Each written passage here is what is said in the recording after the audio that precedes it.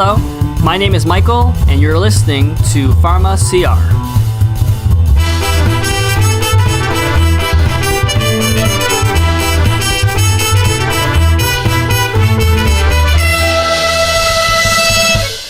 The intended audience of this program is healthcare professionals. Please contact your healthcare provider for specific advice.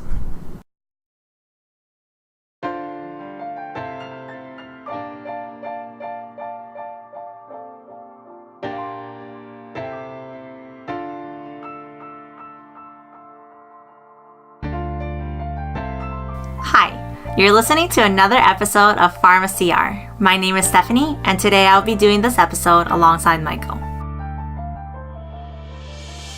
In today's episode, we'll be discussing New Zealand. So why New Zealand, you ask? Well, in 2015, the Pharmacare 2020 report compared Canada's drug prices to just one other country in the world, New Zealand. In 2017, the CBC Fifth Estate did an episode on how high Canadian drug prices are and compared us once again to New Zealand.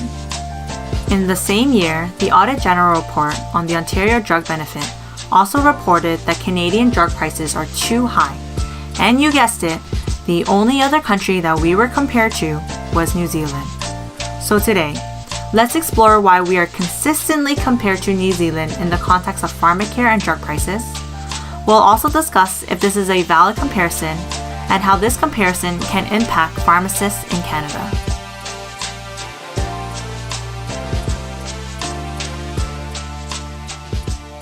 First, let's try to understand how the New Zealand system works. At this point, we would like to thank those New Zealand pharmacists who talked to us to help us understand their system. Thank you. In New Zealand, they have a national Pharmacare program that covers medications for all citizens. So if you get a prescription for a medication, you would go to your pharmacy and pay a $5 copay, and that's it. Regardless of the actual cost of the medication, New Zealanders pay only $5. In addition, if your family has spent $100 cumulative for the year, you will be exempt from the copayment for the rest of the year.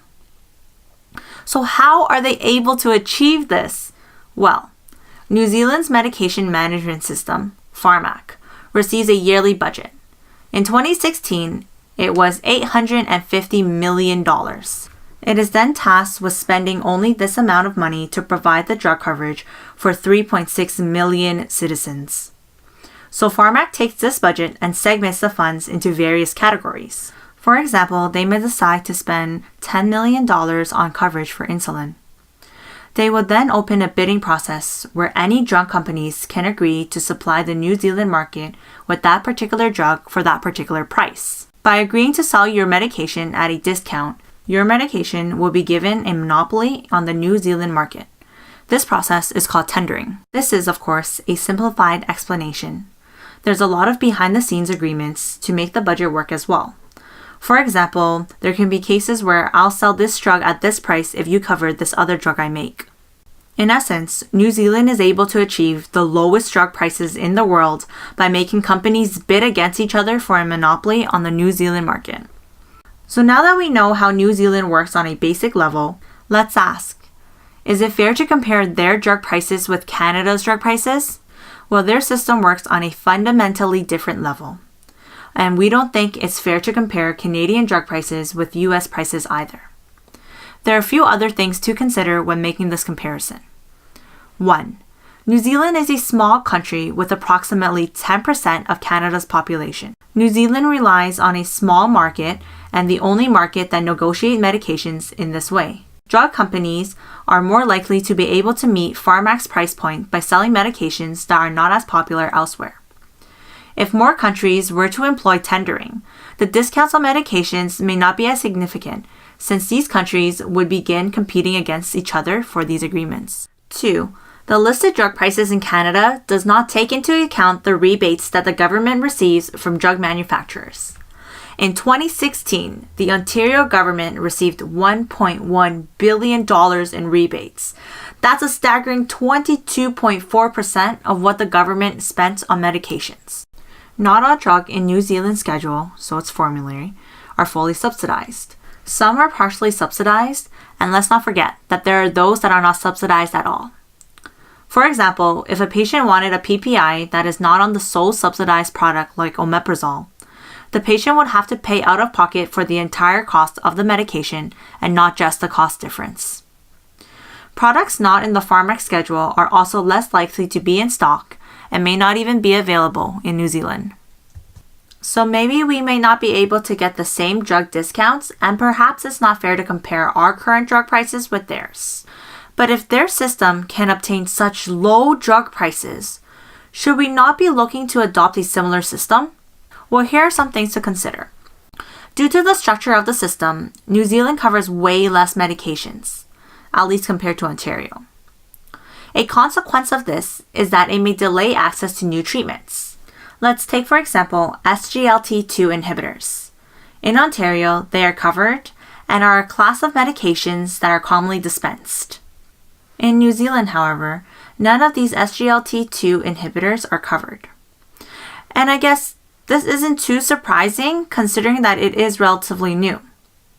But did you know that New Zealand is now only planning to cover gliptins October of this year? The Ontario government has been covering them since 2008. That's a 10-year difference. Furthermore, here in Ontario, many different gliptins are covered, but in New Zealand, only one is covered. So not only is the schedule limited, but because drugs are given a monopoly, when an alternative is offered at a lower price and an agreement is made, all patients will have to switch to the current product in the schedule if they want their medications to be covered. These switches have impacted patients in the past. In 1996, simvastatin was covered, but then switched to fluvastatin. This was because fluvastatin had the cheapest priced. This was despite the fact that simvastatin and pravastatin had better evidence from the 4S study and the WASCOP trial, respectively. Independent researchers were actually able to observe a significant increase in the frequency of thrombotic vascular events after simvastatin was replaced with fluvastatin in New Zealand. Simvastatin was eventually subsidized, but only because the company that makes brand name simvastatin struck a deal with the government. The deal was that the company would lower the prices of the medication once the patent was done, but on the condition that other generics for simvastatin were not allowed to enter the market until years later. Atorvastatin, a more potent statin, got on the schedule as well. The reason, however, is not one of evidence-based medicine, but instead of financial deals done behind the scene. The makers of brand name atorvastatin, now Pfizer, really wanted to enter the lipid market, and so they proposed to the government that they will 1. Lower the prices of atorvastatin, 2. Have a capped budget for atorvastatin, so this meant that any cost above the set budget, the company, and not the government, would absorb the cost. And 3. They said they would do cross-subsidization, whereby they would lower not only their lipid drug atorvastatin, they would also lower their ACE inhibitor drug, cilazapril. This, cilazapril, also became the subsidized medication among ACE inhibitors. And so once again, patients were forced to switch between medications because, as confirmed by our sources, most New Zealand prescribers write prescriptions based on what is available in the schedule. Another factor is that since the budget is set, Pharmac can be strict in terms of day supply. For example, it is stated in Pharmac's FAQ that insulin units lost to the priming of insulin is not covered. Also, patients can only receive one glucometer machine every 5 years. So as you can see, there are a lot of things that we should consider. And with that, I'll pass it over to Michael. Hello everyone, it's Michael here. Thank you, Stephanie, for giving us an insight into the New Zealand system. I know it seems like we highlighted a lot of the negatives of their system, which actually isn't fair at all. But we wanted to balance out how New Zealand is always used to put our system down. The truth is, no system is perfect. It is impossible to cover every medication for everyone, so compromises have to be made somewhere. There will always be pros and cons to any system, and we do think it's unfair to continually compare New Zealand's system with ours based solely on drug prices. Having a fixed budget and deciding which medications to cover off of that budget is not an easy thing to do. New Zealanders have been making that system work for them since 1993, and that is really commendable. Again, I want to thank those New Zealand pharmacists who talked to us. And I want to say it's been great to talk to pharmacists from the other side of the world who are just as passionate about the profession as we are and who genuinely enjoy being pharmacists. Now, I want to talk about how this comparison can impact you as pharmacists and what you can do about it. National Pharmacare is coming, and we cannot, as healthcare professionals, allow the discussion to be based solely on price. National Pharmacare is not a magical cure for medication affordability or accessibility. These are still issues that pharmacists in New Zealand deal with on a daily basis. In fact, if we don't build a good Pharmacare program, we will end up with a two-tiered system where higher income patients will have access to a wider variety of treatments which can be specially ordered in, while middle and low income patients are restricted to whichever treatments are currently in the formulary, which is determined through backroom deals. I don't think that's what Canadians want. And honestly, if we don't build a good Pharmacare program, pharmacists will be the ones that will be burdened with the consequences. So how do we prevent this from happening? Well, we need pharmacists to be involved in the formation of the National Pharmacare program. We are frontline healthcare professionals who balance evidence-based treatments with accessibility on a daily basis. For example, I think if pharmacists were allowed to help shape the formulary, we might be able to advocate for the inclusion of low-dose aspirin. In New Zealand, Pharmac covers aspirin 100 milligrams for their patients. Low-dose aspirin is not covered in Ontario, even though it is inexpensive and a vital component of many cardiovascular treatments. I'm sure every community pharmacist knows at least a few patients who are not taking their aspirin 81 milligrams as often as they should be. Pharmacists need to be involved to advocate for patients and to ensure that the formulary will reflect the latest in evidence-based medicine. National Pharmacare is such a tremendously complex issue that will affect both pharmacists and patients in so many ways. For this episode, we didn't touch on the issue of economic viability or potential transparency issues. We could have devoted an entire podcast episode on how National Pharmacare would increase drug shortages in Canada, or perhaps an episode on how it would threaten the sustainability of community pharmacies. Both of these issues are huge concerns in New Zealand. Or perhaps we could have done an episode on how even New Zealand's own generic drug companies are not able to meet Pharmac's stringent price points and must survive by exporting their products elsewhere, and how National Pharmacare can similarly hurt the pharmaceutical industry in Canada.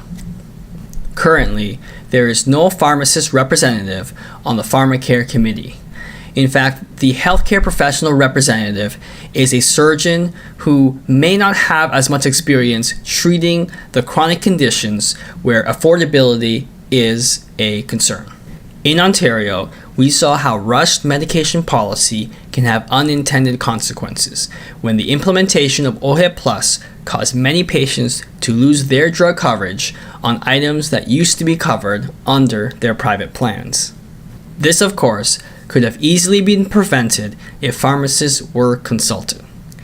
I think one of the key reasons the New Zealand system is able to work is because Pharmac communicates very regularly with its pharmacists. National Pharmacare is a massive undertaking, and the government needs to include pharmacists in the discussion.